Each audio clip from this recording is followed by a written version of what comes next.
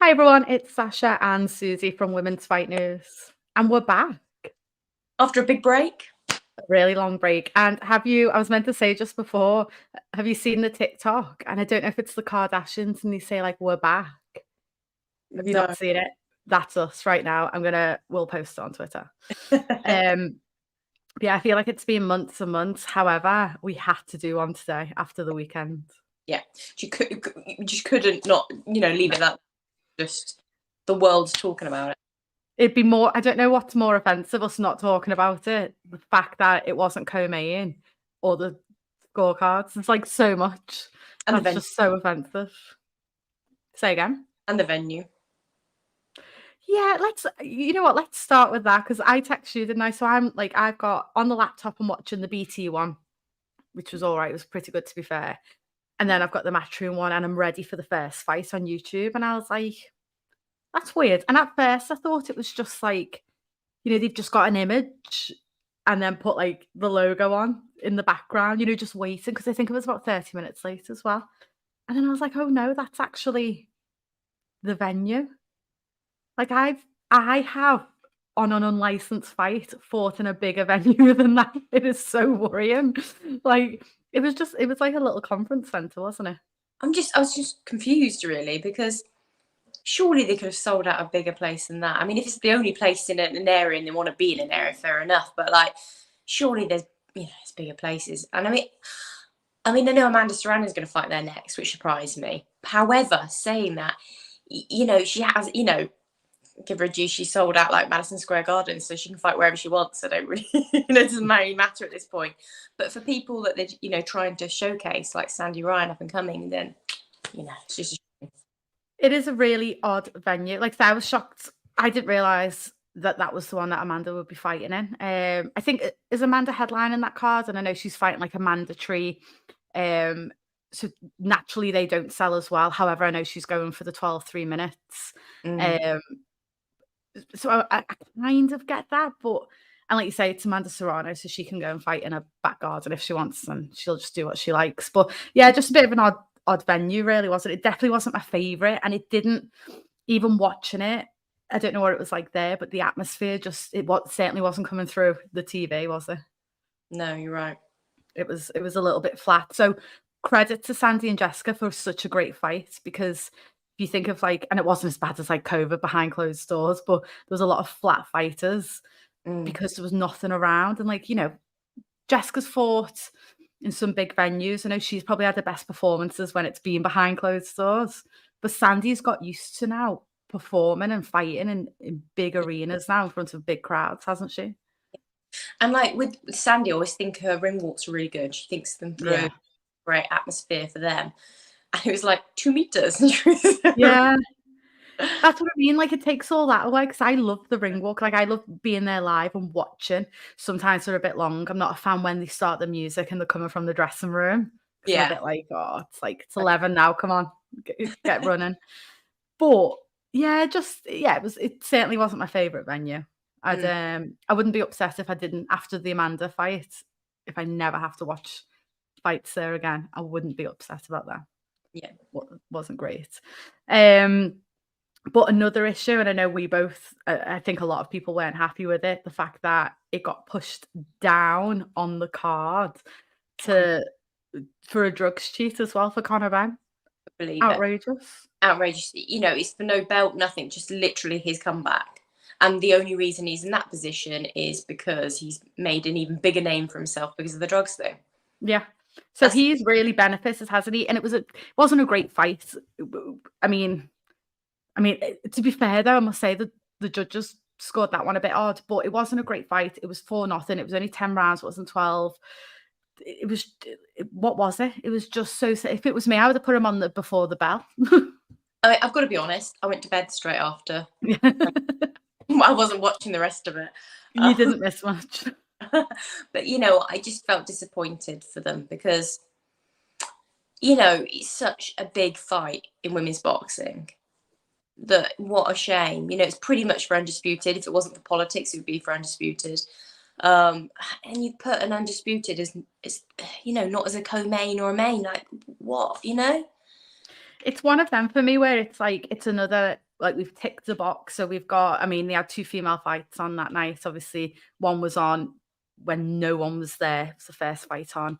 I don't even think Eddie Hearn was there for that one. I couldn't see him. So, and you normally can see him through the ropes. And then obviously they had the Sandy Jessica one. It's like, well, we've put it on, put a world title fight on, it's on. We've done our bit. And again, it's that there's still so much to do, because really that fight should headline. If you look at next week, Jordan Thompson's headlining in London. Sandy Ryan has achieved more, and that this fight was bigger than what Jordan Thompson is fighting for. It is a world title, but this was a unification fight. Obviously, Jordan Thompson, fresh in the sport, no amateur. I like him, he's a good boxer, but he's headlining, fair play. And then you've got Sandy Ryan, who has got an unbelievable amateur pedigree. She's already a world champion, I think 7 fights in. Now fighting Jessica McCaskill, who is a big name in America because she's fought the likes of Chantal Cameron, now Katie Taylor, Cecilia Brackhouse. And they are pushed down for Conor Benn. What is that? Yeah. What is that? Really, it's just, yeah. It's embarrassing. It really, really is. And it's like, so then I always question, like, they obviously don't have faith in these fighters then, because it should, why is it pushed down? What's the logic behind it? Do they not think people are going to tune in? You know, if you look at people like Johnny Fisher, who he goes on as co-main in a shitty fight because he sells tickets. So is it the logic of they don't have faith that people are going to tune in? But actually it was the best fight of the night. Yeah. So silly. I just don't understand it. Yeah. And, you know, I get, you know, people's arguments like, oh, it's business, it's what sells, it's what, you know, like you say. But at the end of the day, you've got to get a balance anyway. Because if you're not going to push these women's fights, it's not going to get bigger. These are 2 of Eddie's fighters, you know, surely wants to showcase them because they're, the top of the game, you know, it's like. That's what they always say, put bums on seats, but then if they're not on at prime time, they're not going to, like you say, it has to be that sometimes, especially Sandy's like quite early on in her career, invest in her now, put her on, like let her headline, she's a massive fight. Invest in her now, and then she will. I mean, she already puts bums on seats, but she'll do that even more tenfold. But you can't do that if you don't get the opportunity. Yeah. How are you going to increase your fan base? And I'm not being funny. It's in Florida. I can't imagine Conor Benn selling a ton of tickets in Florida. So I just don't understand at all. I think it's so poor. And if they rematch, I just hope it's going to be in the UK for a headliner. And I'm pretty sure that Sandy Ryan's tweeted that just before now. Yeah, like an hour ago or something, wasn't it? Saying, you know, how about like, you know, headlining over here. Well, I know Jessica McCaskill is keen to fight back in the UK. I know she herself and Rick Ramos have mentioned that countless times since like the Katie Taylor fight. It's more money. And to be fair, it could be a blessing in disguise, the draw, but we'll go into that with finances. I mean, it's not great for Sandy because I'm sure the belts mean more than the money. I don't know what they got paid for this fight. I can't imagine it was a lot. I imagine it was not what it should have been.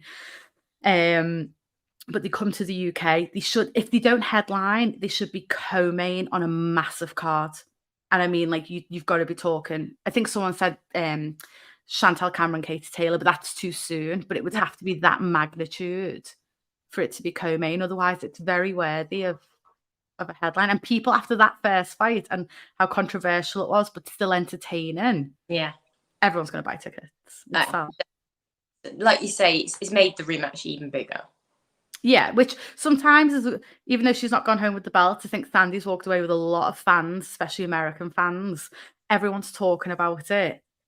I mean, again, we're talking about like because it was controversial and all of that, but people are still talking about it, which can only benefit really in the long run, especially financially, can't it? Yeah, 100%. So someone's put Sandy won that fight hands down. A draw would have been a gift to McCaskill, but the fact that one judge gave it 97-93 to Jessica McCaskill. So I know you texted me saying so what happened when the final bell went and obviously you'd made the winner's poster. Yeah. So I'm putting it on Twitter and I'm doing my little speech. Yeah. And then I know did you post it? Do you know what? I was so, because I was like you say, I had ready to post because I was that confident. Yeah. And it came to me, I was like, what the hell? So I thought, it anyway.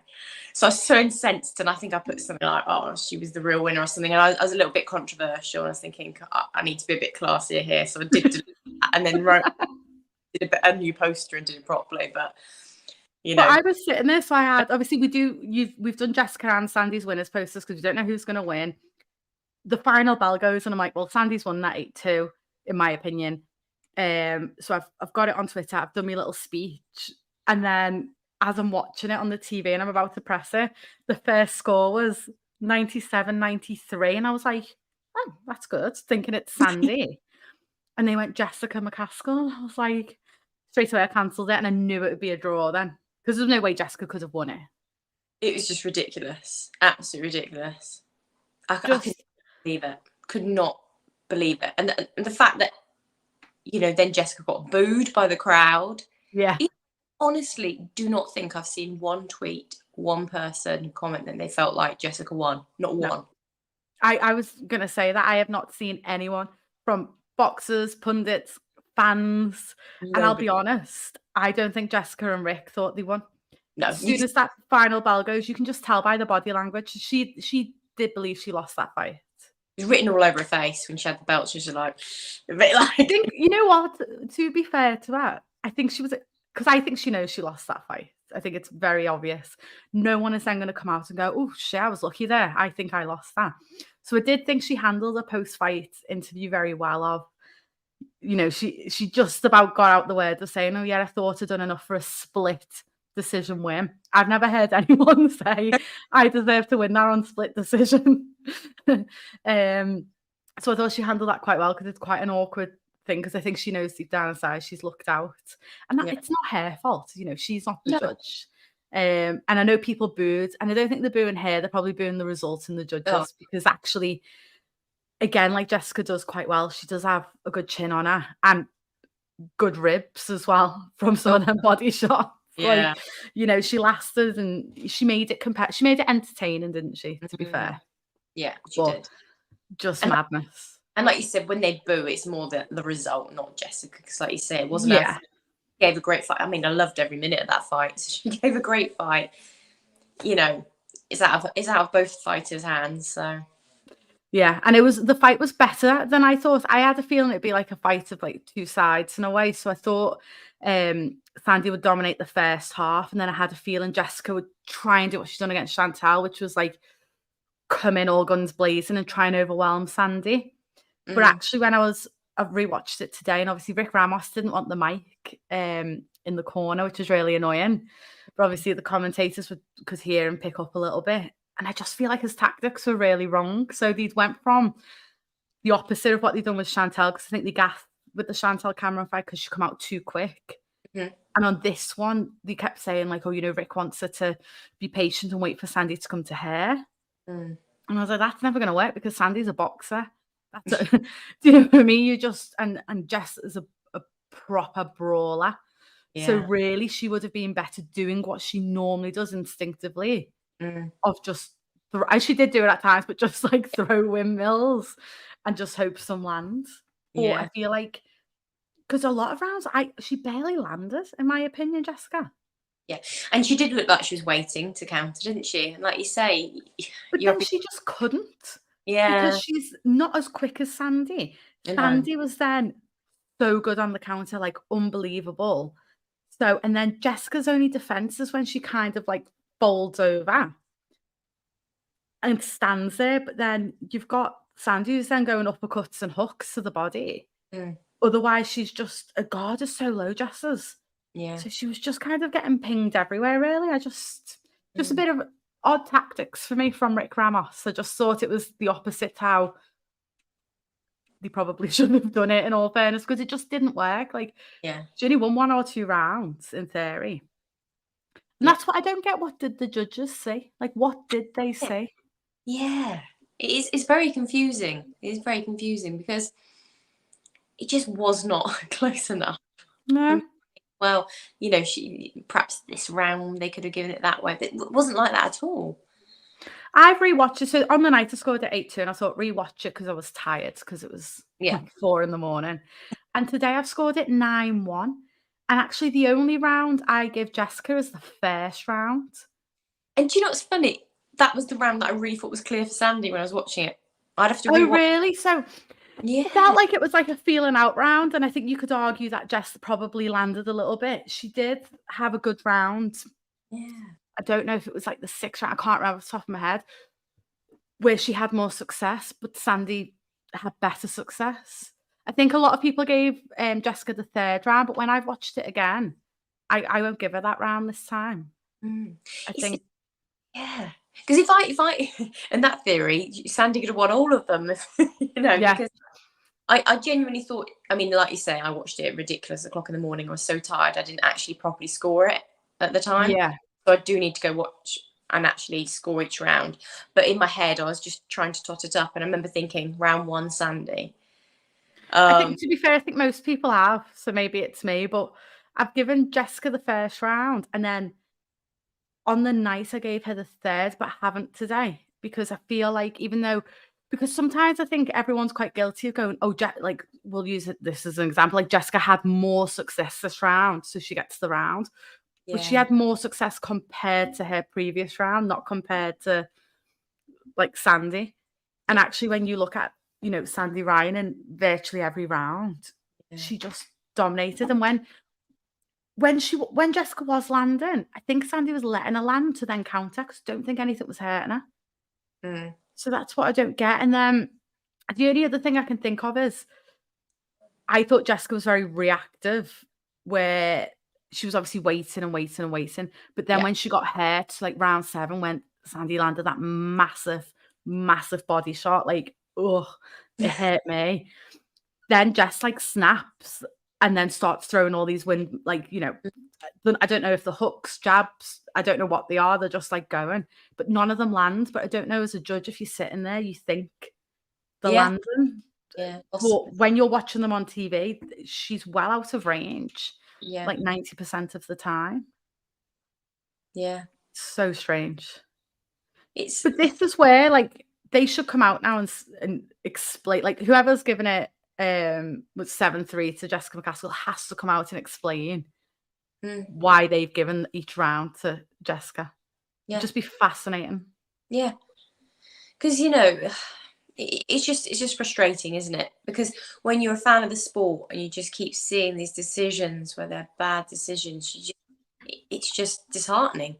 As a fan, let alone as a boxer who just spent all the time in camp and all the money and all your heart and Yeah. soul. Yeah. You And know, that's the thing, isn't it? Like, Sandy Ryan obviously went to America. I think she's done a whole camp in America. Well, she's done a large portion, didn't she? Because she'd done a bit with Michaela Mayer before Michaela's fight. Um, it just must be so, like, soul destroying, mustn't it? To think, Mm. because like, Sandy spoke very, very well after, in the post-fight, because if it was me, I genuinely would have just launched all the belts out the ring, like, properly spat my dummy out. Like, I would have just To an AJ. oh, yeah, I would have. I would have just done an AJ. I would have got on the mic, made an absolute show of myself, flicking tables and chairs. I would have, because it's just so unacceptable that that was a draw. I don't know how Sandy Ryan was so composed and spoke so well and was so respectful of Jessica. And I know it's not Jessica's fault, but if that was me, I would cause World War III. I just would. So credit to her, because she was so mature. But she Yes. said after, like, I was facing the champion. I've got to make it, more clear next time. I don't know what else she could have done different. No. No. It's clear. Just She needs to do it again. the But only other way, I mean, she could knock her out, but that's the best we can hope for, is a rematch, which is really unfair, really, isn't it? Like, she did clearly win. And will they even order a rematch? Because it's just so up and down in boxing, isn't it? Because, they ordered the Marlon Esparza Celeste Alanes to be yeah, rematch. I felt like Marlon clearly won, actually. And yeah, yet I felt it was controversial. So for me, it was very, very close. yeah, And it wasn't, that controversial for me. So to get that ordered and then not order this one would yeah. be going on in boxing. Do you know what I mean? There's just no consistency in It, boxing at all, though, is there? And that's always the issue with everything. There's been quite a few fights where it has been outrageous and nothing's been ordered, and then that fight's being ordered for a rematch. And like you say, it wasn't that close No. at all. I would never have thought if you had to guess what fight had been ordered for a rematch, I'd never ever pick that one. Yeah. Just I was know. what it was. Yeah. I just be like, well, yeah. It was a good competitive fight, Yeah. but it just wasn't like just the that's Yeah. it. Like Lots of it wasn't fights, controversial, surely. lots of other fights that, like you say, are much poorer decisions than that Yeah, one. So it just makes me wonder who's asking for them, and do they have to pay for, when you ask for, an yeah, order match? For instance, would it be Eddie that would have to make the complaint as a promoter? And would he have to pay to have the investigation done? Because it yeah. could be Eddie thinks, oh, it's not worth the money because I'll just get them to fight again anyway. I don't know. Yeah, I mean, I'm sure if you can get them the rematch, you would just probably leave it at that because unless I mean, the other thing would be could you get a no contest? Because obviously now Sandy's got a draw on her record. You'd never get a no contest. I think that would be quite rare. But unless you're pushing for that, you just try and get the rematch, wouldn't you? But I'm not overly convinced by the rematch. So I know someone disagreed with me on Twitter again. I hate when people disagree. No, I'm joking. But someone was like, "Yeah, the rematch will be easy because Jessica's signed with Matchroom." Now, as far as I was aware and what I've been told is Jessica's just on like a one fight rolling contract. Yeah. As far as I'm aware, when she re-signed her contract, it wasn't a multi-fight deal. Mm. And she's pissed Eddie Hearn off with the Yeah. comments she made Big. regarding Alicia Baumgardner. And obviously she had to come out and apologise for that because that was really silly comments to even say. So it's a funny one now because I think she's out of contract. Now I could be wrong because you hear things from lots of people, you never know what's true. But I believe she's out of contract because she's on just like a one fight rolling one. So that then makes it interesting of will Boxer do what they are very good at and swoop in and offer Jessica a shit ton of money Mm. like Tasha Jonah. And I wouldn't put it past them to do that. So I think it's a case of watch this space. Because if I was Sandy Ryan and team, I'd be really pushing to get this rematch signed as soon as possible. So yeah, I do think, like you say, that Boxer could definitely swoop in and steal that yeah. fight. And I know Jessica says she wants the rematch, and I don't know whether for her, whether money because I think she'll get paid pretty well for the rematch anyway, whether she looks at it and goes, "This fight does need a rematch," so she wouldn't entertain anything else. Mm. But then if she's offered 100K more, 200K more, you don't know what's being offered, then would you turn around? Because I know what I would do, because I would just run where the money is. And also, she knows she must know she clearly lost to Sandy. So would you want a rematch knowing you're probably going to lose a rematch? Mhm. There's nothing Jessica could do, and I like Jessica McCaskill. I think she's had a great career Oh, and yeah. exceeded her potential, in my opinion. When Hmm. you look at when she come into the sport, it was quite late, and technically she's not great. So credit to everything she's done and where she's got, but there's nothing Jessica McCaskill can do to beat Sandy Ryan. Literally nothing. Yeah.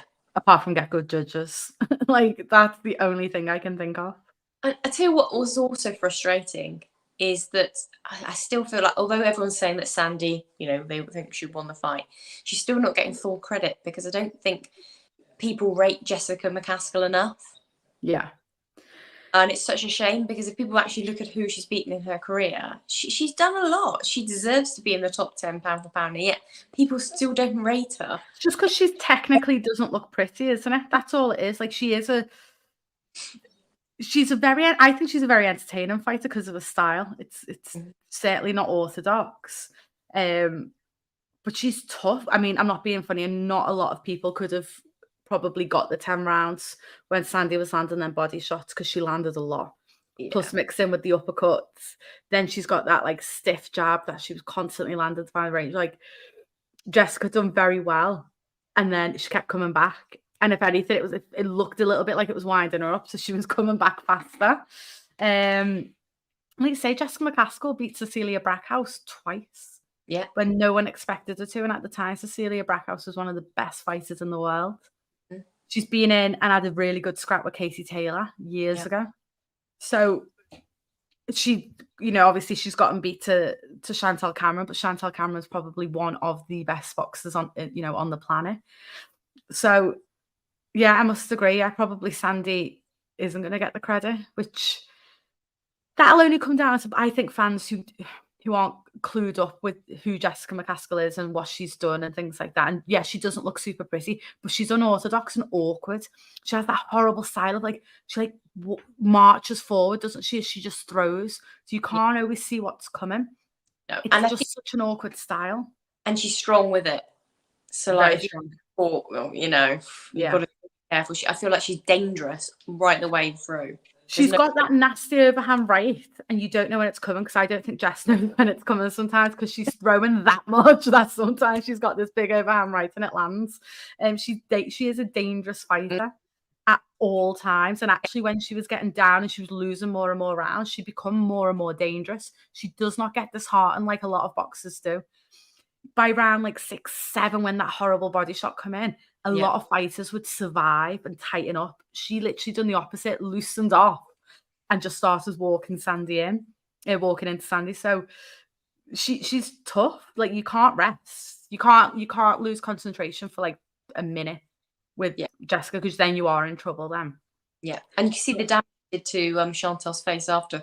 Obviously Chantal Cameron obviously won quite clearly. Yeah. However, that he showed the damage that McCaskill can do. Because I think she's strong as well. I think punches don't look a lot because she doesn't stop and she doesn't sit down on them. She literally stomps in with them. But it's very effective. I mean, she beat Cecilia Brackhouse twice, and both times were very comfortably. She's obviously a good fighter. Yeah. Without a doubt.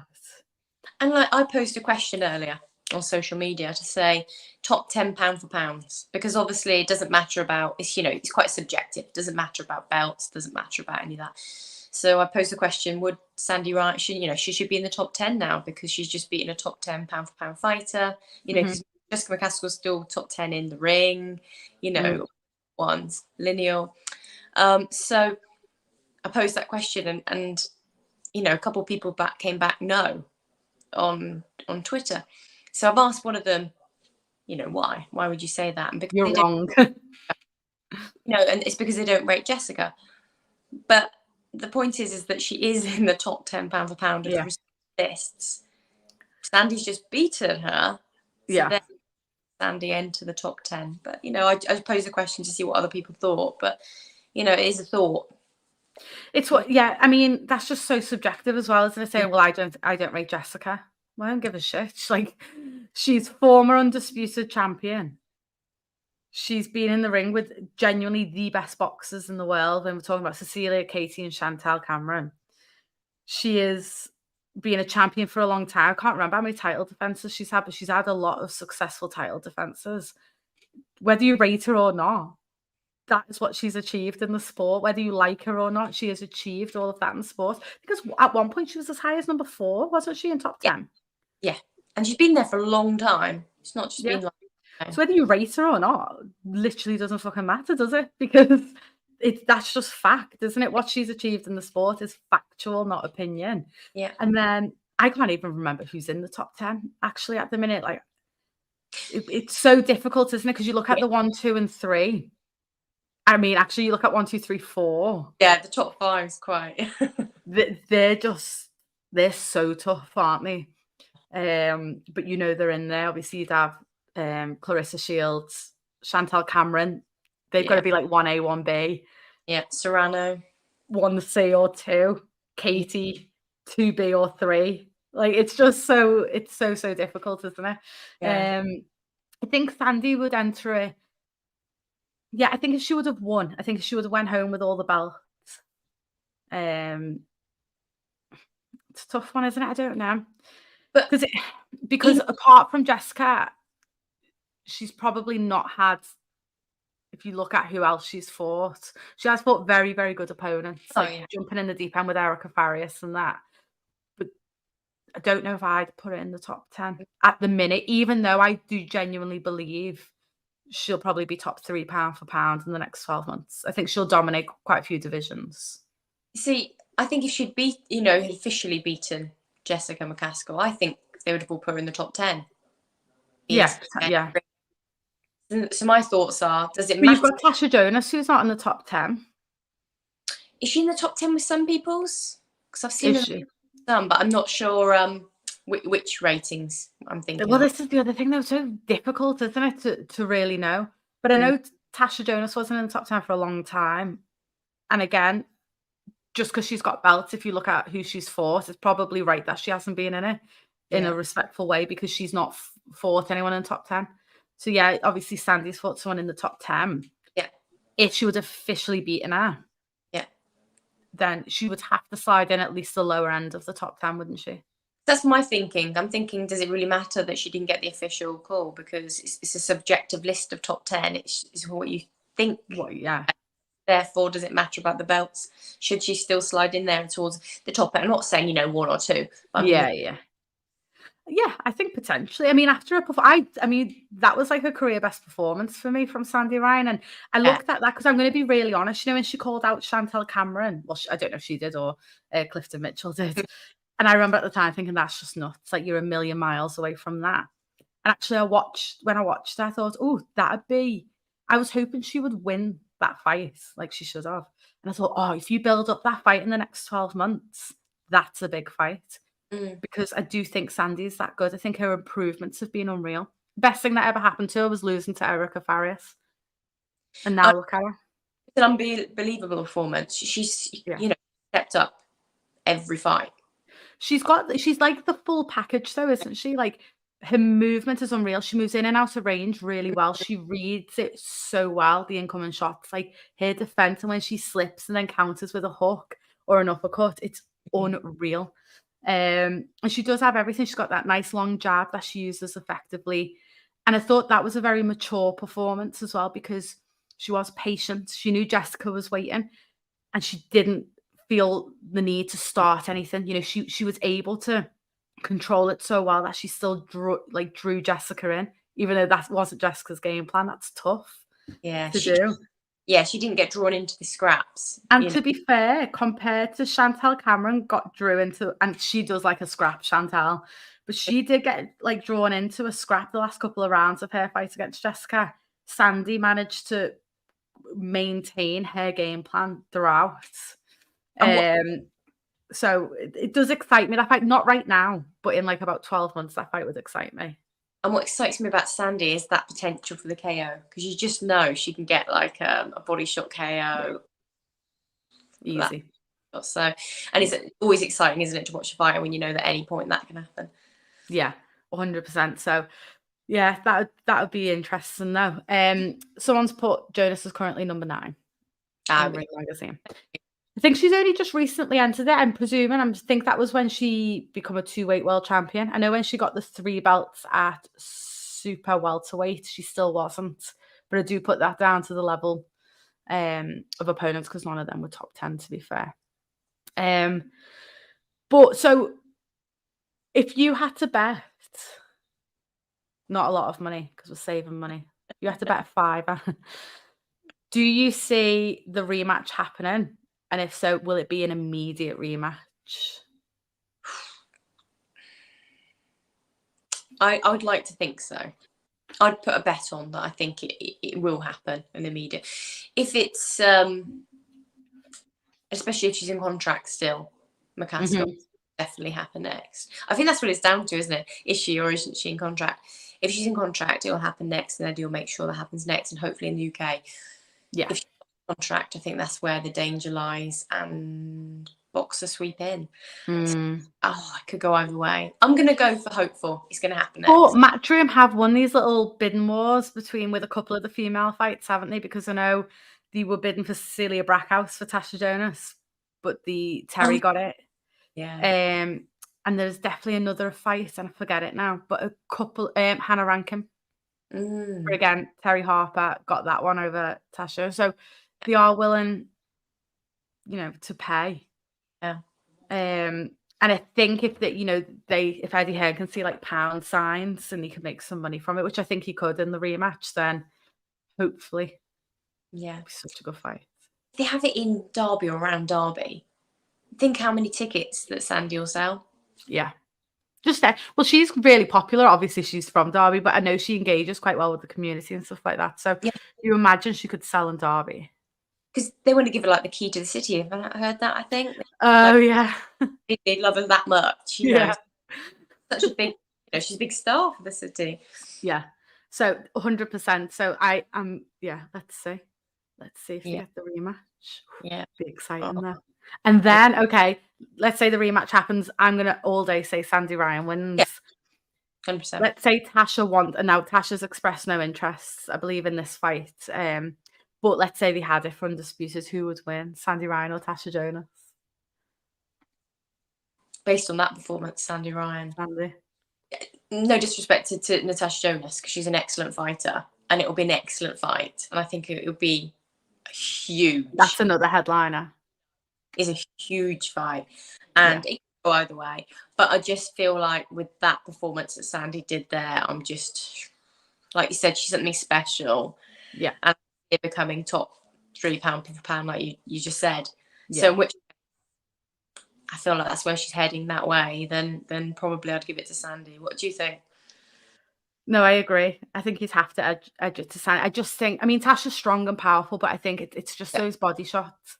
I think, yeah, she just is the full package, isn't she, Sandy? And I think she likes these bigger fights. She steps up, doesn't she? She Yeah. performs well. It suits her when she's not got someone kind of holding and running, like when someone else is thrown, because she's just so good at countering. She's an absolute nightmare. And you could see like Jessica McCaskill wary at times as well. And that's the issue, isn't it? When you throw, you've got to either move off out of range quickly or do something, because Sandy will just come back. And it's them body shots are so scary. I just would not want to be in the ring with her. Yeah. Another And person in that. Sorry, go on. I was going to say, and don't forget as well, because I keep forgetting, because Jonas has been up the high weights for a while now, is she is a smaller fighter. Yeah. Naturally a welterweight fighter. So therefore, I feel like, you can see the difference even between McCaskill and Sandy. Yeah. Someone's put that. Yeah. And that's So the thing, like Sandy could bully her a bit. There was times that she'd like push her back and like Jess would go flying a little bit. yeah, So and that is the thing, like Sandy is built perfectly for that division. 100%. Like she's got the perfect frame for it. She looked in the best shape she's ever looked in as well. So yeah, that's the thing, isn't it? With Tasha moving up. Yeah. I'd go with Sandy. Last prediction with Sandy Ryan, because Michaela Mayer is also expressed well, she's wants to obviously fight 147. Who would you give that one to? Oh, I do like Michaela Mayer, I must say, because I'm a big fan of Mayer. she always steps up to who her opponent is as well. So,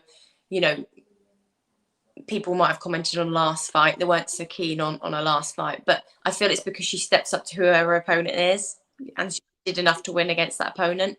Yeah. Whereas keep coming back to the Hamadouche fight and seeing how versatile she was there and what an amazing fighter she was in that fight. I just think that version of Michaela Mayer is spot on. So that would be a tough night for Sandy. I put a draw. I'm sitting on the fence. I love them both. I've got to be honest. I love both their styles. I think their styles would be perfect. So for me, that's the big fight.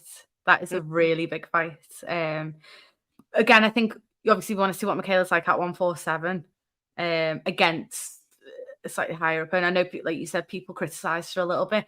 I think she just done what she did. It always reminds me of Katie Taylor. Like, there's just some fights. Amanda Serrano's the same as some fights that.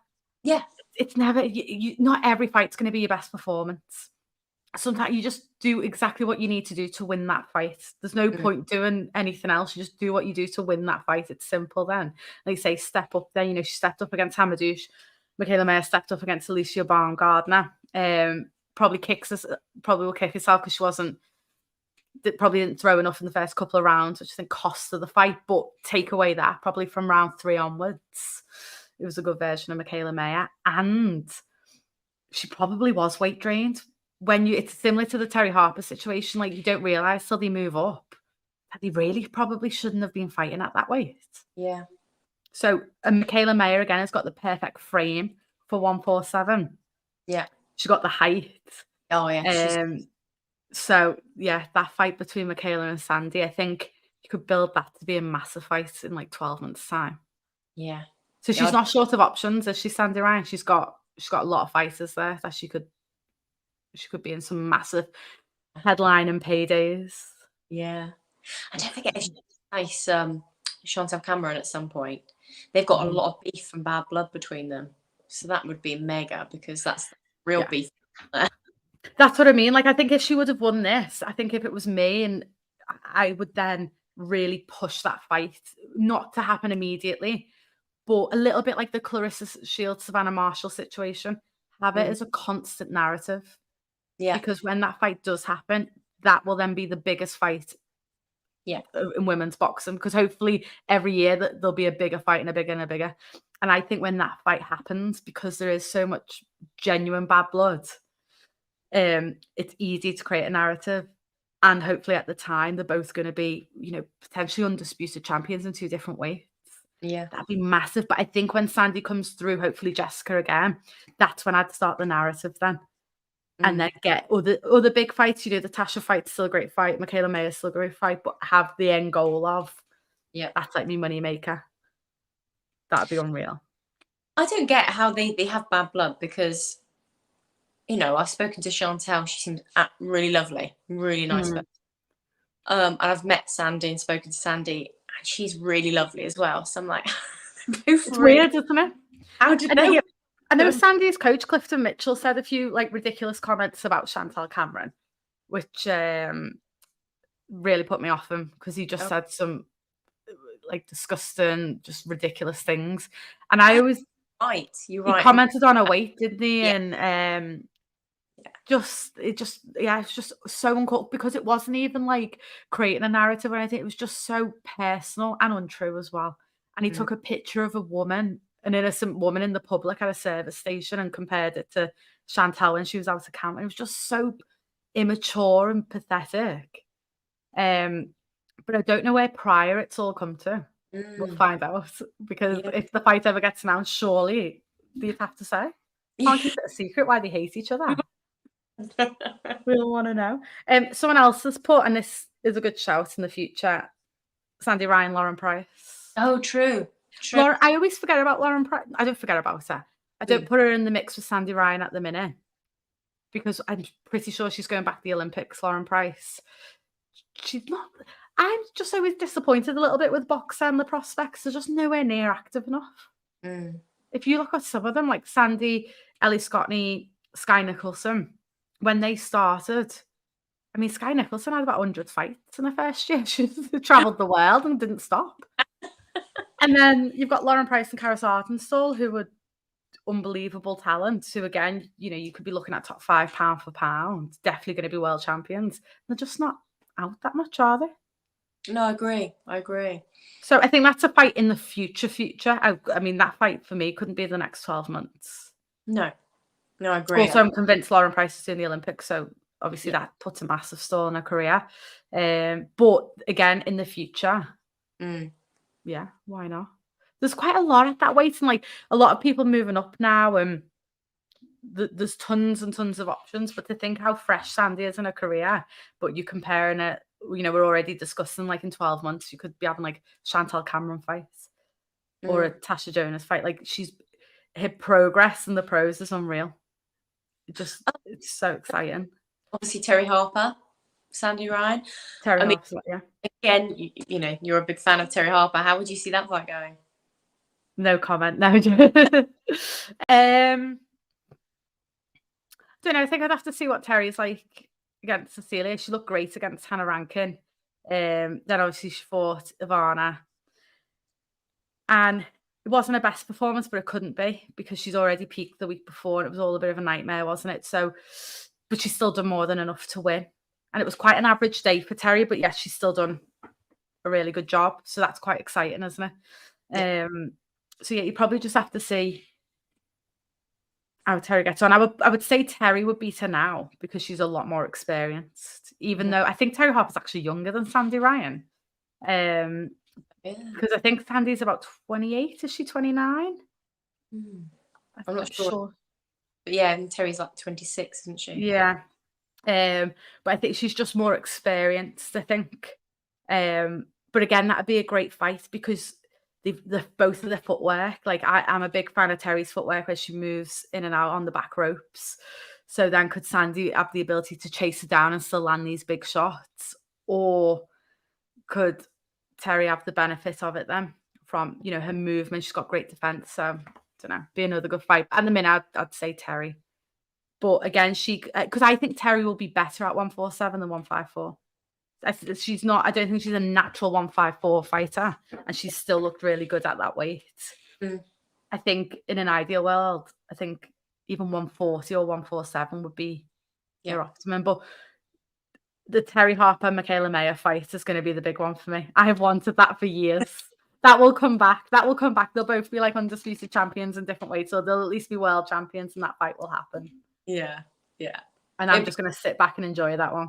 Yeah, just the whole build up would just be fun, won't it? Yeah, because they're quite good with each other. They still have banter. I know, I think Michaela Mayer needed an opponent, and Terry Harper tweeted her, and they're always, I think, because they obviously were creating that narrative for the super featherweight, and then obviously it didn't happen. Alicia Baumgardner spoiled the party both times.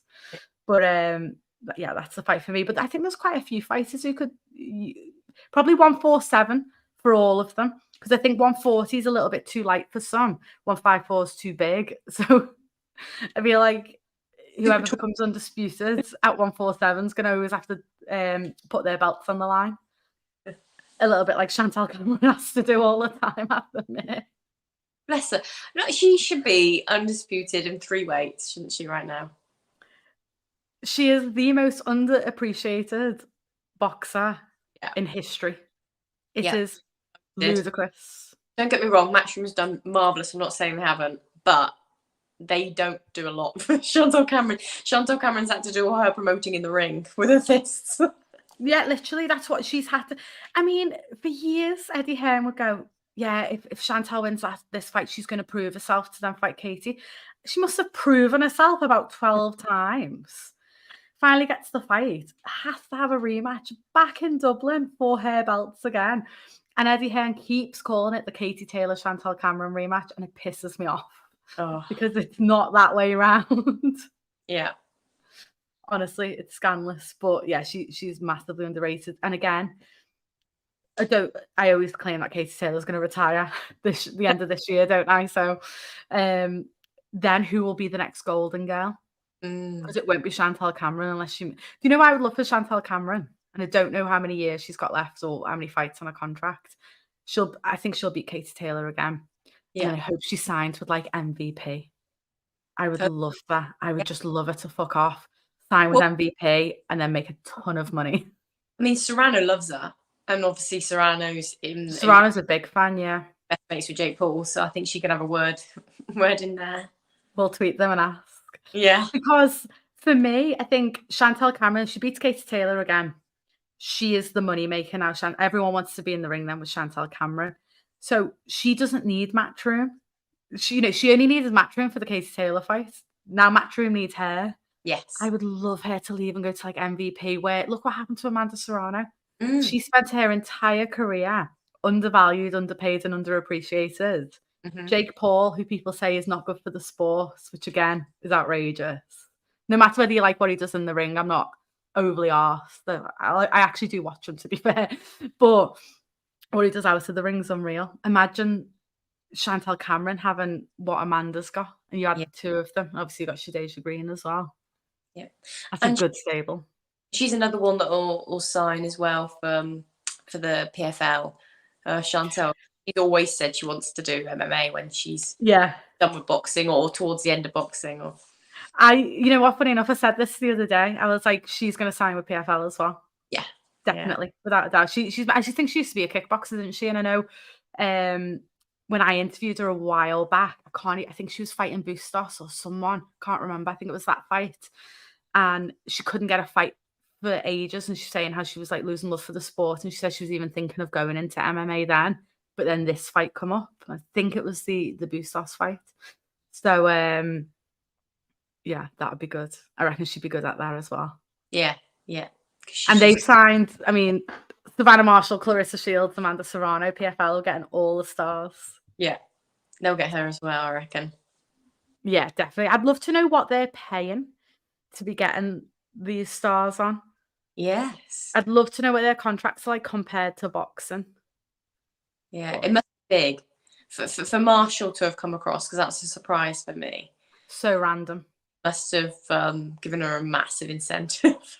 Yeah, it's quite random. But I don't know, she's got quite an awkward style in boxing, so I feel like the way she throws and stands, she probably quite suited. Be interesting. I'm gonna watch her when she has her debut for sure. Someone has just put this. So off topic. Do you think Sky Nicholson has any realistic chance of beating Amanda Serrano? So obviously Sky Nicholson's come out in an interview, hasn't she, and said, Yeah. is it the beginning of next year she wants that fight? Yeah, and there's been a little bit of to and fro already, isn't there, on Twitter? The most valuable promotions, one of the head guys there has said that there's no way there will be 3 minutes because she'll knock Sky Nicholson. And obviously Sky Nicholson's replied with like the T emoji and the frog emoji. There's started this backwards and forwards stuff. Well, it was Sky Nicholson, wasn't it, that come out and then she got it. Did Amanda something happened, didn't it, where she come out saying she wanted the fight? This was a few months back. Mm. And I don't know if it was Amanda Serrano because she's not one to normally reply or comment, but there was another boxer who was a bit like gave Sky a hard time for calling out Amanda. I'll have to go back on Twitter and try and find it. And Amanda kind of joined in, but in a sense of very polite as Amanda is of, well, I'm champion, I expect people to call me out. But there was another boxer who kind of gave Sky a hard time. And I can't for the life of me. I'll have to come back to you next week on that one. Because I think I know what you mean. What Amanda was saying was basically they probably never meet in the ring because she's kind of like this up and comer, the new one, and then their past might not kind of collide because there's no incentive for her to fight her. But obviously now that Sky Nicholson's put herself in this position of mandatory, then it's much more likely, isn't it? Yeah. I don't know if I want to see it, to be honest with you. No, and again, I'm the same. I keep saying Amanda Serrano is going to retire. I think she's got a bit more incentive now to maybe try and get the Katie Taylor fight.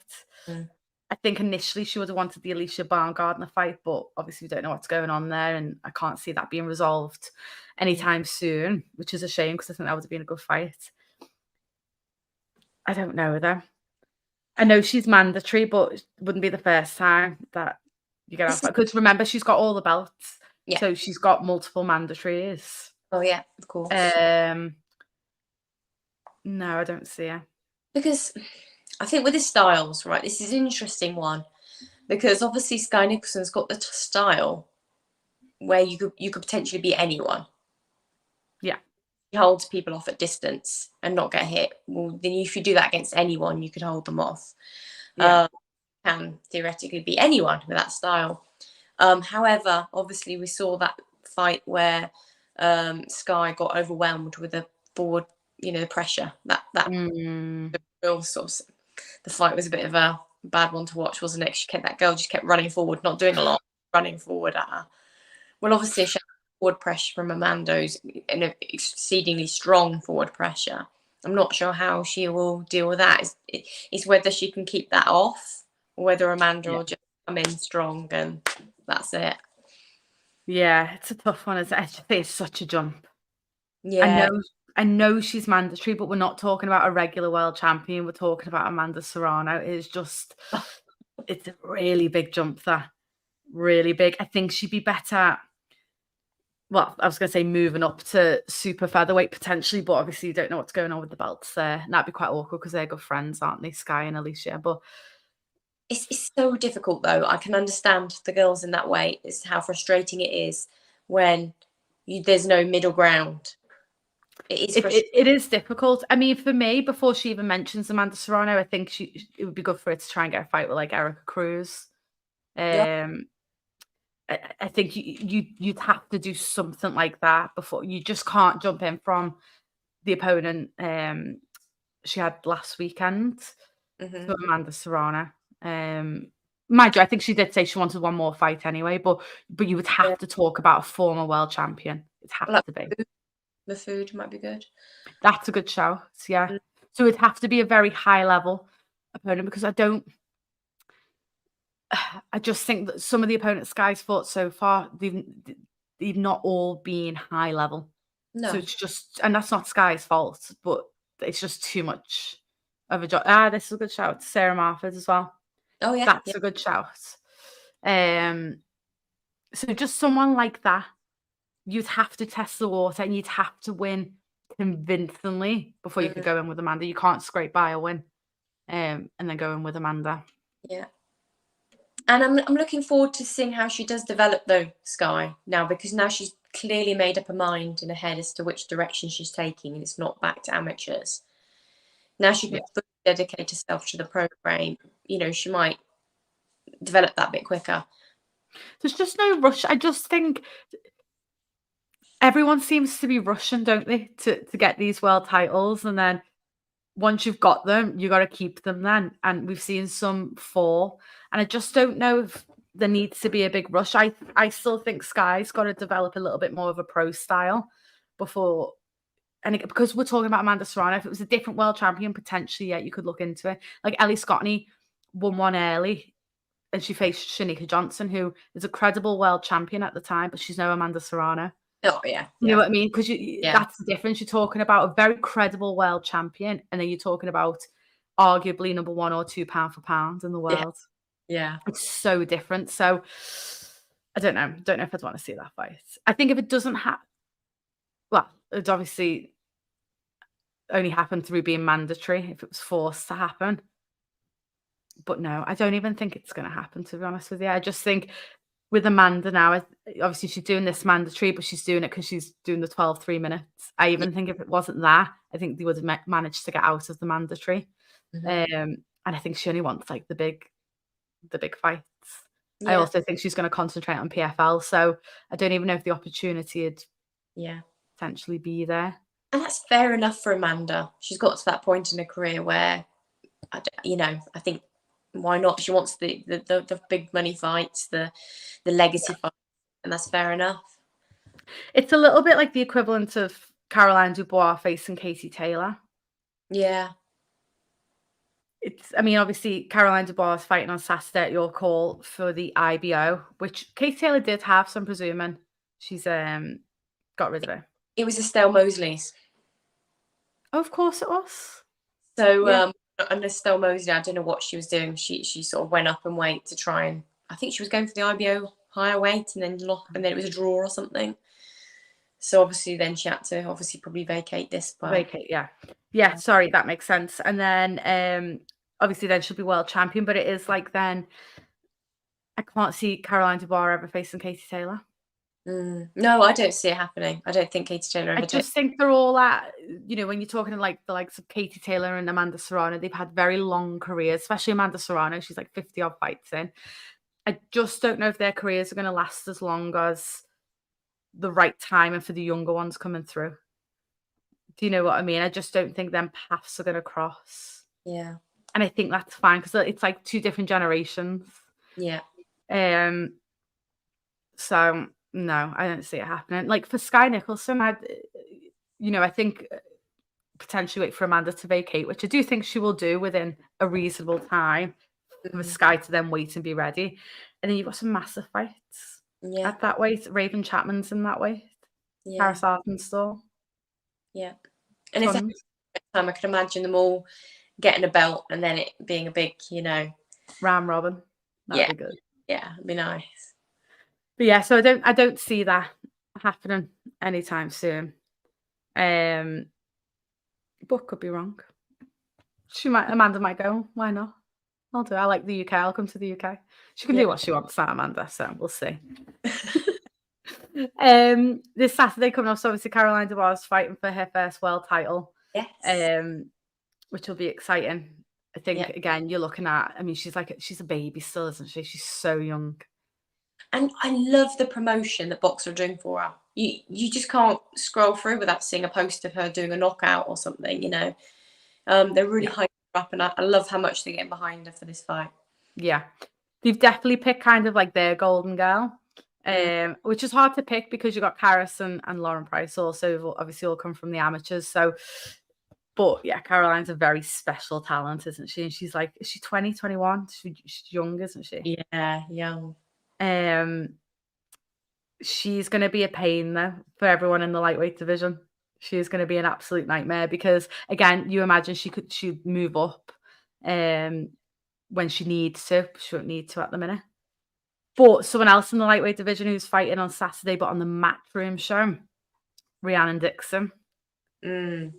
That I put on Twitter. She is just a dark horse for me. I think I always say it, she goes about perfectly because she's got the big promotion company behind her. She's got Matchroom behind her. She gets on a decent slot, usually on Matchroom. She's had the perfect, it's like a ladder. She's just had the perfect step up of opponent every time.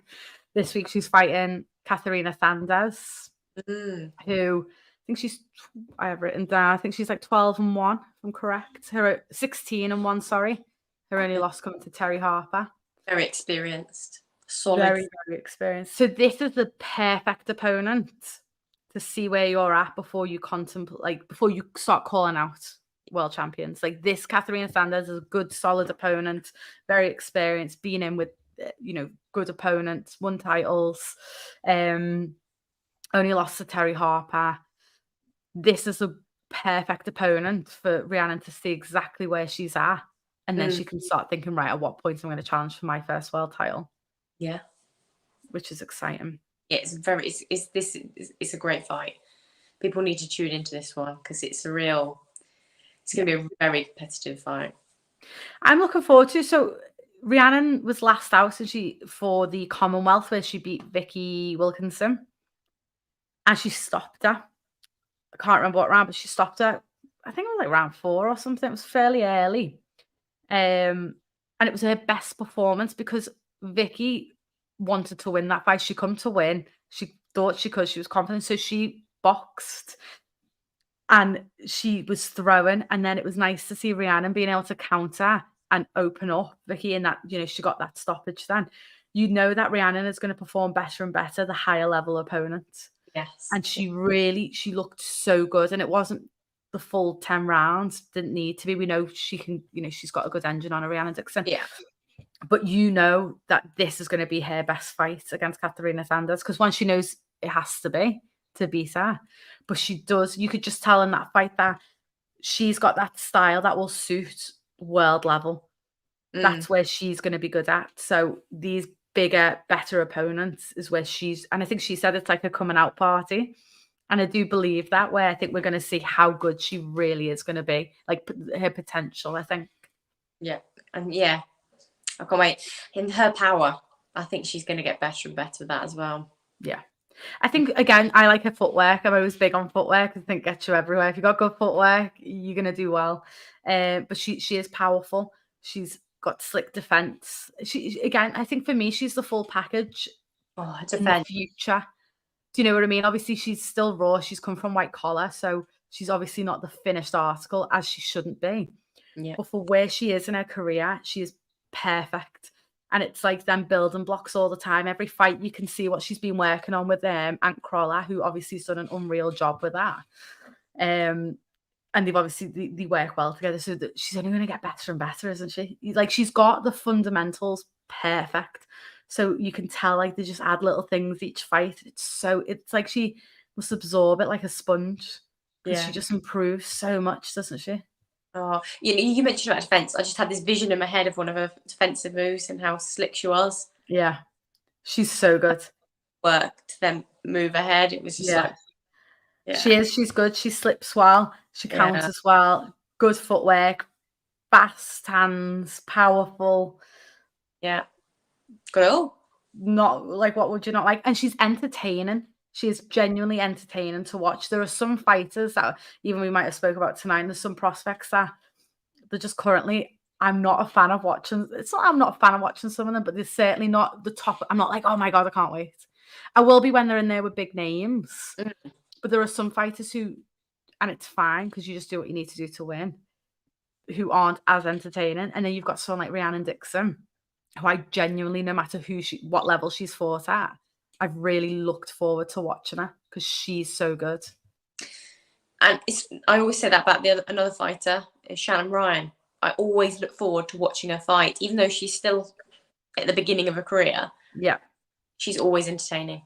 And she is also fighting on that card as well. Really Shannon Ryan, another fight with under Matchroom. You are a massive fan. To be fair, I love Shannon Ryan. Yeah. So she is, again, you can see the potential in her hand speed's ridiculous. So fast. She's really fast. So I'm looking forward to that. So she's on the card, Shannon Ryan. Of course, we've got Rhiannon Dixon, Katarina Sanders for the European title. Yeah. And then we've got Ellie Scotney, who I believe is co-main, unless Conor Ben comes on. She is currently co-main, making her first world title defense. Against, it's mandatory, isn't it? I don't know. Sure it is. I have wrote it down. You know, she's always a huge fan favourite, is Ellie Scotney. Yes. She's another good one to watch. Yeah, it's always exciting. Huge fan favourite. So I can't imagine it. I can imagine it's another exciting night for her and the fans. I have always loved watching Ellie Scotney. Very similar to Rhiannon Dixon in the sense of they have just picked the perfect opponent to move up each time. She had that Georgina Guanini fight where she looked like she didn't enjoy it at times because Guanini was like roughing her up in that. And then she come in for her next fight against, was it Romero? Yes, yeah. And I was a bit like, oh, this is a big step up. And then just wiped the floor with it. It was so good. You see the improvements she made. And again, every fight. And against Shanika Johnson. Yeah. She was very, very good. I think what's impressed me with how they've managed her is they've not shied away from any weaknesses. Like if there was a slight weakness. Yeah. She didn't like the pressure. Yeah.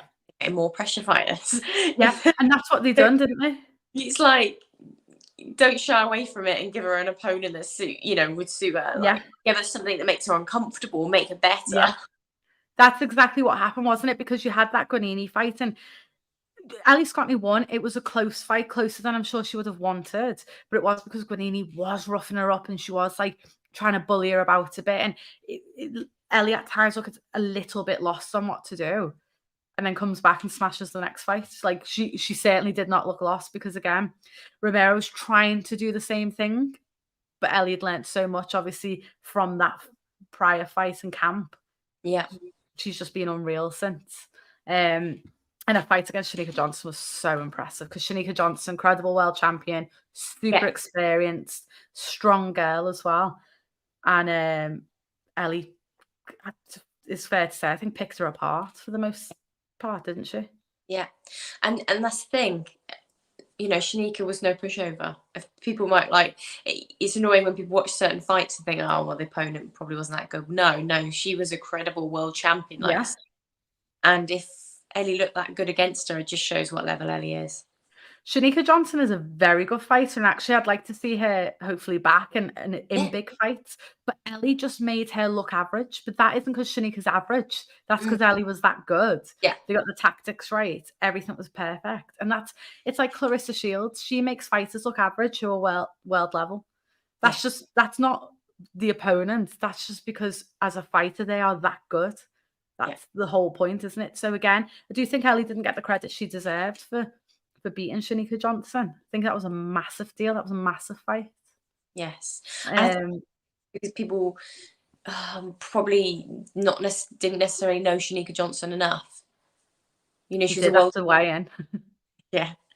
But from an actual boxing point of view, they wouldn't know much about her coming into it. Yeah. Which was a shame. And then they probably judged her thinking, oh, she's just a gimmick fighter when she's not. She still made it competitive, didn't she? But I just think she wasn't allowed to do anything. But that is just pure credit to Ellie Scotney. She was just that good.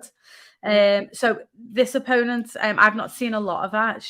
It's Laura Griffer with a record of 20 wins, 8 losses.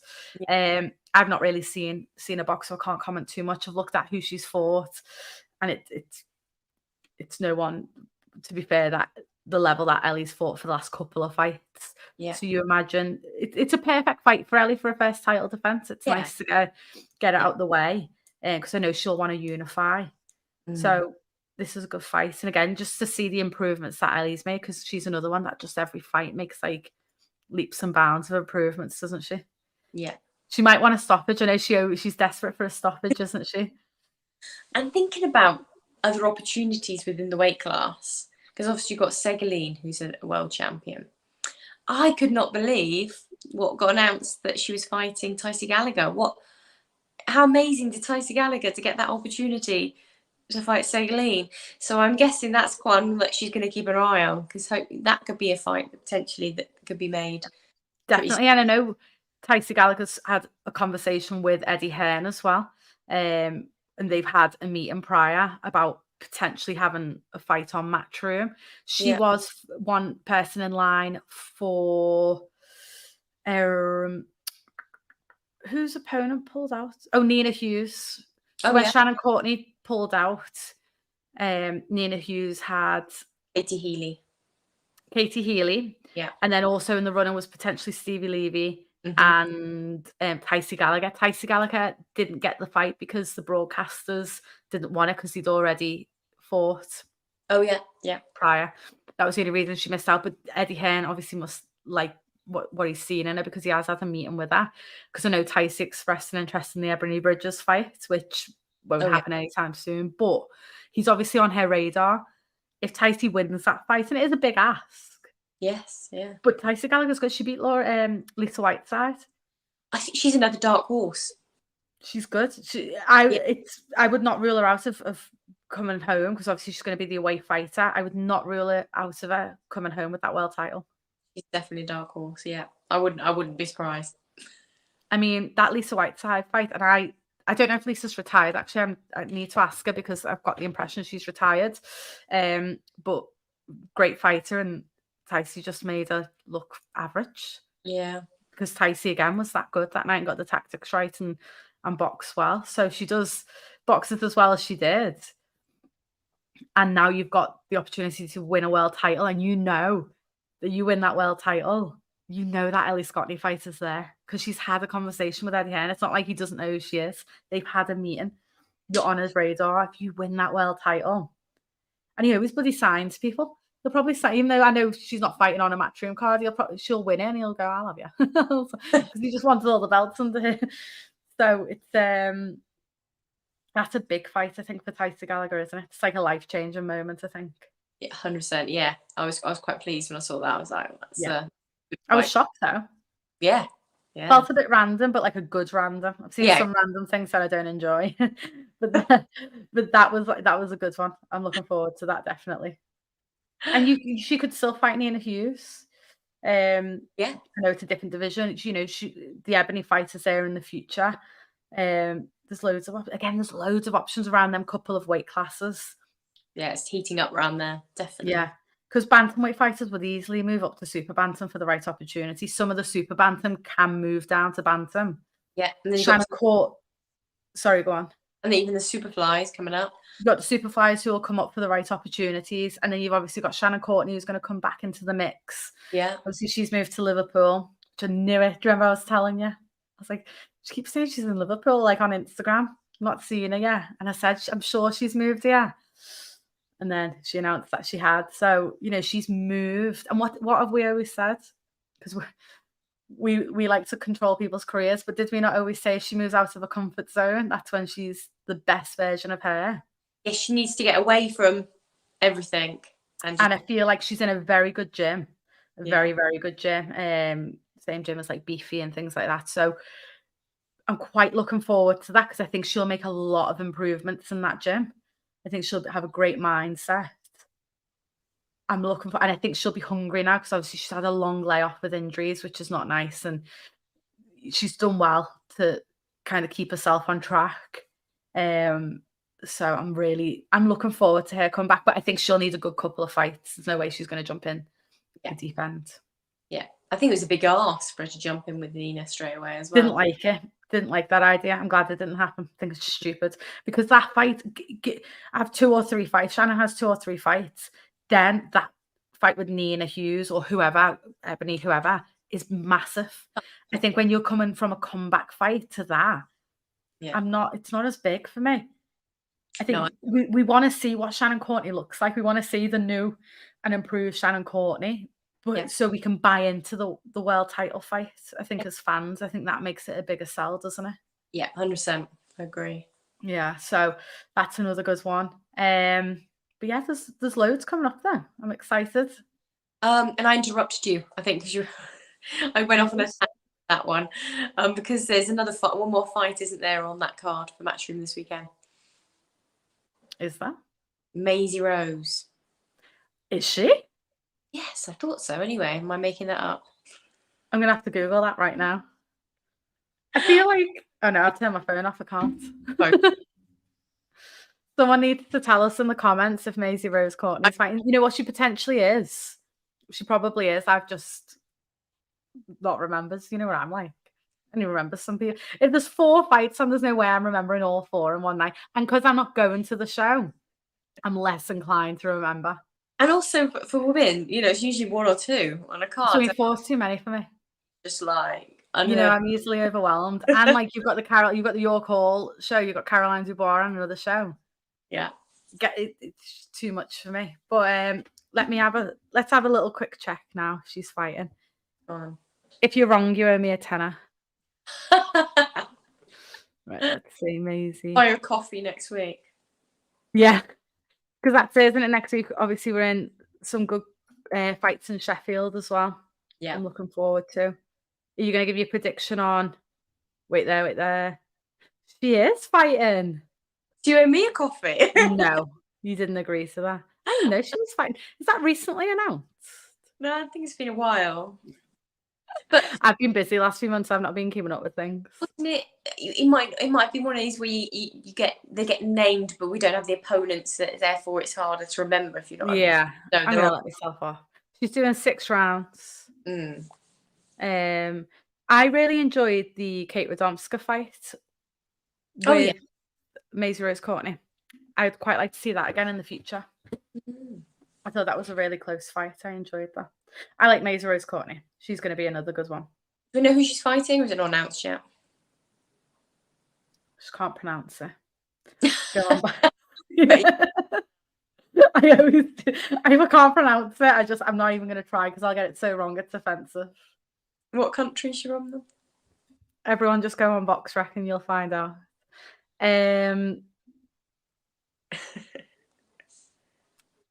Italy. Okay. Martina Bernal. Oh, yeah. Oh, she fought Shannon. I know her. She was Shannon Ryan's last opponent. Yeah. Because Matchroom do that a lot, don't they? They get one opponent and then they try and use that opponent for every fighter that they've got then, haven't they? They've got the contacts, I guess. And yeah. And I think she looked all right against see someone else. I didn't even have to do it. But yeah, I like Maisie Rose Courtney. You've got some good fights around that division. Yeah. So we've got Lauren going for the European belt in December 2nd. And then obviously we've got Nicola Hopewell versus Emma Dolan, who the Commonwealth, who's Emma Dolan's the champion. So that's what we're going to be heading to next week. I'm really looking forward to that fight. Like really looking forward to it. It's really competitive, 50-50 British type, it's not British title, but that kind of British fight. I don't understand why the British title's not on the line. We've got one. But again, I think that was another tick box. Well, you've got one in one weight division. That'll do you. And we'll address it in 10 years, whether we can do any more. That would have been great for the British and the Commonwealth.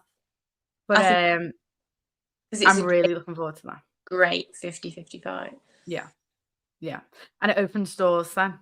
Because I think, the Commonwealth, Maisie Rose Courtney will want a title soon. Will she want the Commonwealth? So it's a good fit. If the British title's not there, Commonwealth's a great one to have. Opportunity to get on a Matchroom card, have a big fight. Obviously, you've got Lauren Parker in the mix as well. It's a big fight for the winner. I think they can go on to have some decent little scraps then after. But I think this is going to be good. And I can't call it at all. I'm so 50-50 with it. And I love that. A proper 50-50, like a domestic clash. They're my favourite. They're always great. So you're not going to put a guess, you're not going to... No. I'm going to just sit back and, we get to watch it live, then I'm just going to sit back and enjoy it. glass of wine. I'm just gonna sit back and just enjoy it and see who wins. As long I'm sure it's gonna be a great fight, and it's Yeah. just enjoyable, isn't it?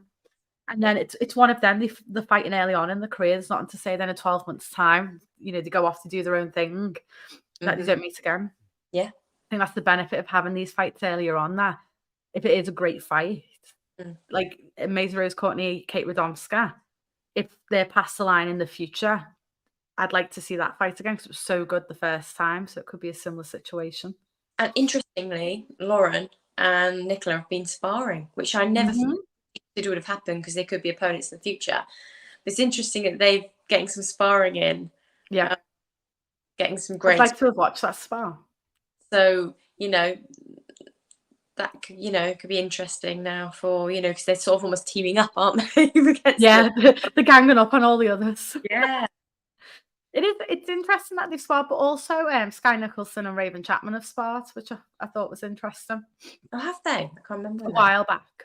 Oh, A while back. But yeah, because like you say, you would line these up as potential opponents, but then equally, especially the lower weight, there's not a ton of British girls around, so sparring's tough.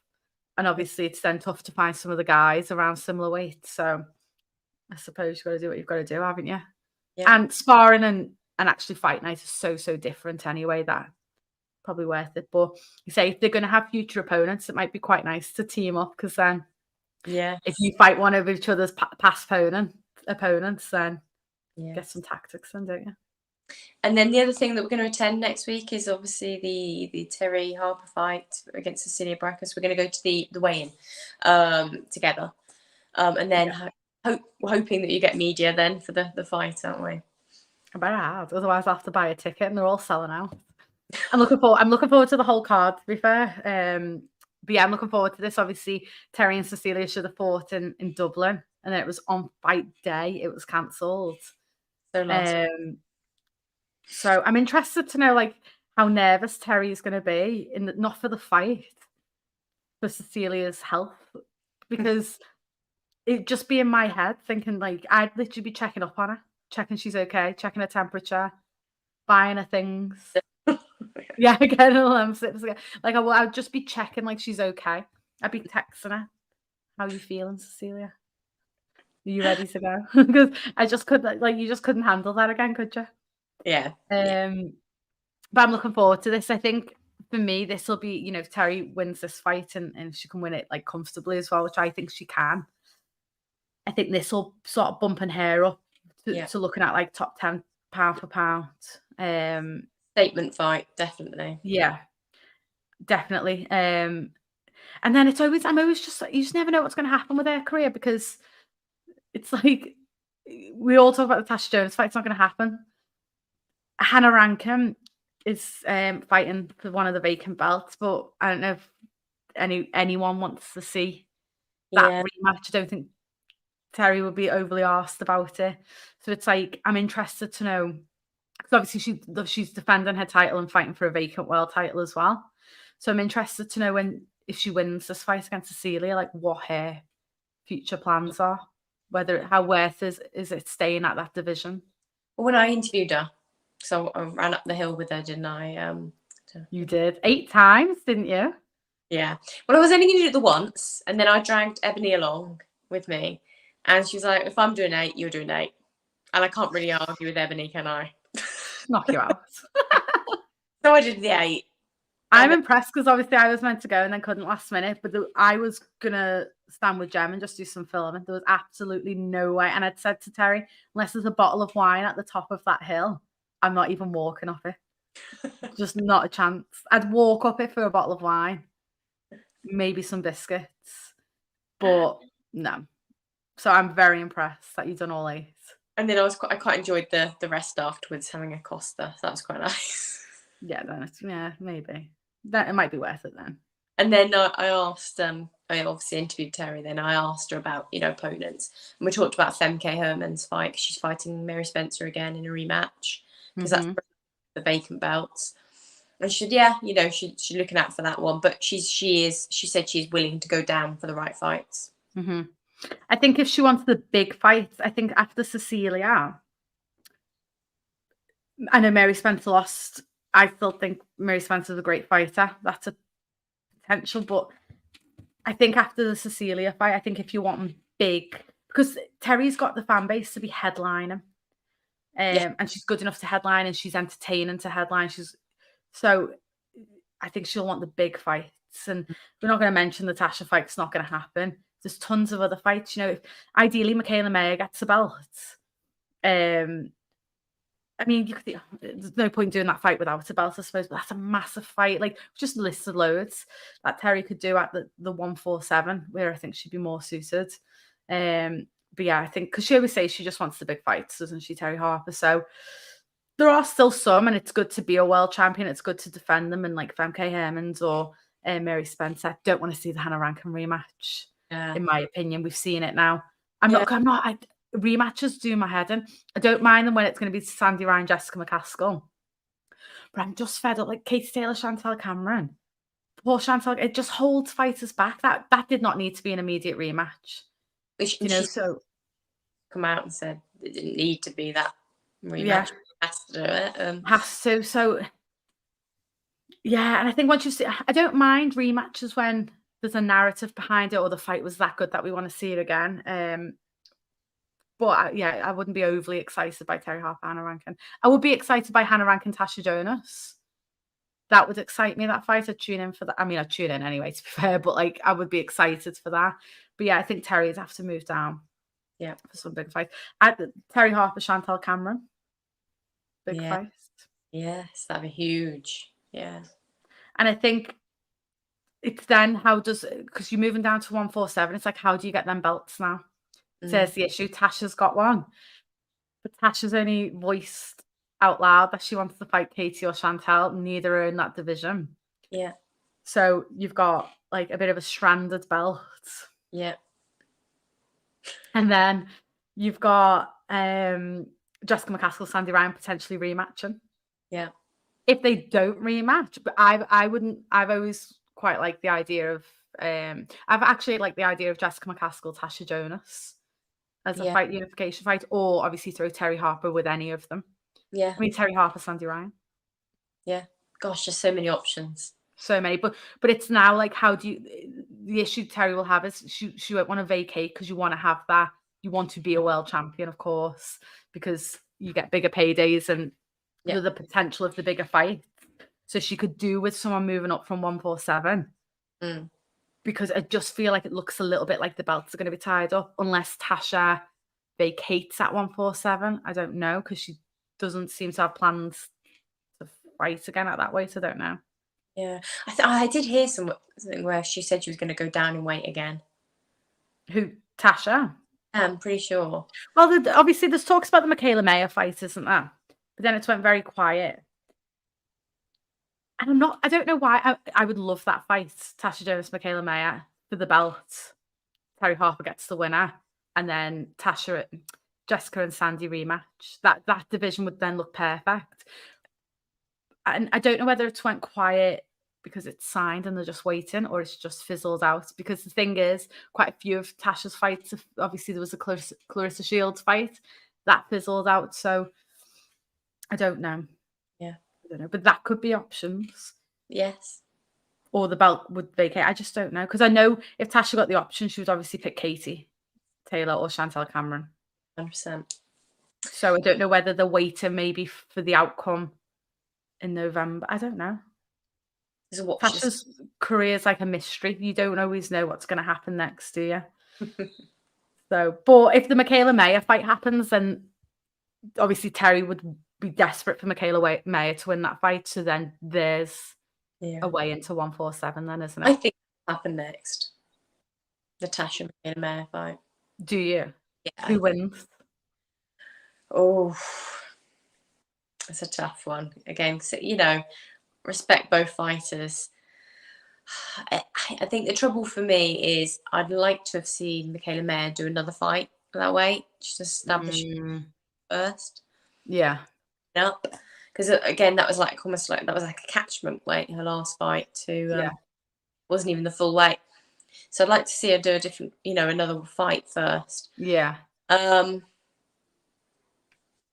wouldn't really want to say, to be honest. I think the benefit is they're both not obviously they both come from super featherweight. So it's not like even though because Yeah. Michaela May was under, wasn't she? 147. That's why it was catch weight. Yeah. So, and I know when Tasha's fought at 154, she comes in like at 151 or a bit lower. And that's like pushing it, isn't it? So she probably comes with like stones in her trousers. And like it's not like she's having to like dehydrate herself and stuff like that. So they're probably similar in that sense. But obviously Tasha's got the experience now at fighting at them bigger weights. Yeah. That'd be a big fight. That is headline in the UK. I reckon that could headline MEM in Manchester. Yeah, I completely agree. Yeah. And then if that happens soon, you could potentially have like Terry have the winner and then the two winners for undisputed. Yeah. That'd be big. Yeah. We'll plan it. We'll sort it. We'll do it. We'll organise that. It's fine. Yeah. But there's just so much going on, isn't there? There's like, and that's what I do love about women's boxing at the minute, because they're all moving up and down divisions, that there's just so many pieces to the jigsaw that really anything can happen. But these rematches piss me off though, because obviously it ties up. So the 140 division is tied up for like 12 months because Chantal claimed her belt. Like, it's just ridiculous. So she's got a rematch. So that's why I'm not a fan of them. Yeah. But even after that fight, 140 is open. So then you've got some 135 fighters who could move up, some 147 fighters who can move down. So there's another division that gets freed up. Yeah. So that's exciting. Yeah. Can't wait. Right. Well, I'm looking forward to tuning in on Saturday. Yes. For all the boxing. Yeah. A nice big card for Saturday night at a decent hour. Yeah. The American one stressed me out. It's just too late. So tired. Yeah. Like Sunday, I think I only had like 3.5 hours sleep and I was just the devil all day. I just was not a fun person to be around. Not that I normally am anyway, but it really wasn't fun on Sunday. I was so tired. And then I'm like, can't nap because I'm like very regimented with my times when I go to sleep. Early. Should be asleep 3 hours ago now, so. Me always insisting on it late because I don't go to time. Yeah, when I said to you, are you staying up for the McCaskill Ryan fight? You were like, what do you mean staying up? I'm just up at that time anyway.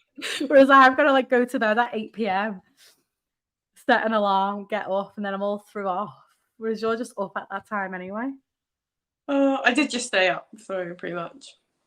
No, I had to have a nap. I watched the BT one and then had a nap. But I remember once, like, I think you texted me at like 10:30 once and I replied and you were like, are you okay? What are you still doing up? Literally, I was like, what's going on? Is everything okay? I just don't hear from you, to be honest. Everyone says the same to me. They're like, they don't even text me past 9 o'clock now because I'm like in bed with my cup of green tea, reading a book or asleep. So no one gets to reply till the next day. Yeah. I've learned.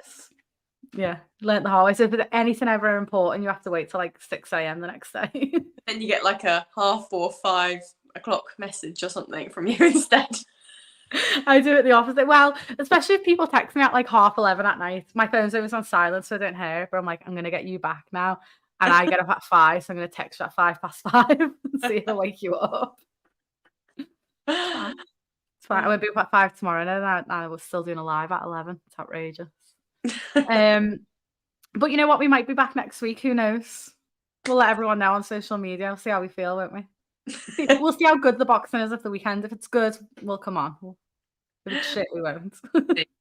Yeah, unfortunately, life just got in the way for a little while. So we'd obviously love to do more lives. It's just summer's too busy for us, isn't it? So now we both know that we half term, summer holidays, they're just no goes for us. Me with work, you with family, it just doesn't happen, does it? No. That's okay. We're here when we can, and hopefully everyone tunes in. And yeah, we'll see. We might be back. To come on live, no matter what.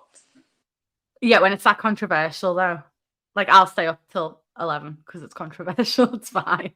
But yeah, to be honest. Say again. I don't know how you know, when you attend the shows, how you manage to stay up past 10 there. Ugh. I get so ratty though, when I'm shattered. It's always quite cold in the arenas as well. And then Yeah. it's like 11:15, they're not doing the ring walk, and you're like, fucking hell, like trying to like click my fingers at Eddie Hearn. Like, come on, we're getting them out. Cause like sometimes I drive straight home. Like, but my best was when I was in London. I can't remember what show it was. I actually can't remember what show at all it was. It was last year. And I was like, I think I had something on the next day. So I was like, I'm going to drive back to Liverpool straight after the show. And Mark was like, no, don't do that. And I was like, no, I'm going to be fine. I'm going to get a coffee. And I literally got to Milton Keynes. So I probably drove for about half an hour. And I was like, nope, I'm getting a hotel. It was like 11:45 at night. I was like, no, I am absolutely shattered. I should have been asleep like 3 hours ago. I just hate staying up late. The Dublin one was horrendous. Didn't sleep for 24 hours. That was nuts. And then you worked the next day. I had a big meeting the next day. So I got home, flew back to Liverpool, showered, drove to Manchester, had a meeting. I was like falling asleep. It was so rude. And then come home. I'm going to do that hopefully again in November. So I'm not paying for a hotel. Yeah. Like 700 quid for a night. It's New York for that. You were just like a wanderer for a few hours. To be fair, quite a few people in media had to do the fly in, pot around for the day, sit in the hotel lobby that would not got a hotel room in, get changed in the public toilets, go to the arena, and then just chill in the airport for hours. Yeah. Love it. Life of luxury. Right. Well, we might be back next week then, potentially. Yeah. Yeah, because it's a big card, isn't it? So it would be great to talk about it. Someone's excited. Oh, we go. We'll be here. We'll be here at some point. Right. It's been a pleasure. And